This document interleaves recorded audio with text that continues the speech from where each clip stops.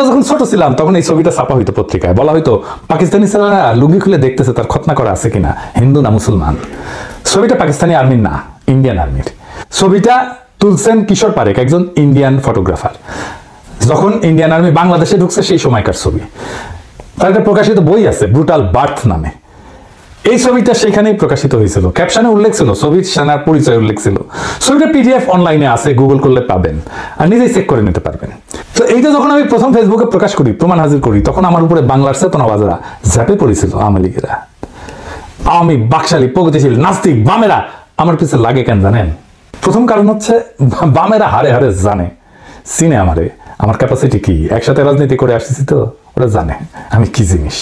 তারা জানে আমি কি করতে পারি, আমি কিভাবে তাদের বানানো দুর্গ ধ্বংস করে দিতে পারি সেটা তারা জানে। তারা জানে যে এখানে কি আছে। তারা বুঝেছিল যে এই লোকটা একে একে এই ভুল ইতিহাসের মিথ ভাঙতে থাকবে, এই লোকটাকে থামানো দরকার। কিন্তু তারা বোঝে নাই কেমনে থামাইতে হবে, এখনো বোঝে নাই, পারবেও না কোনোদিন থামাইতে।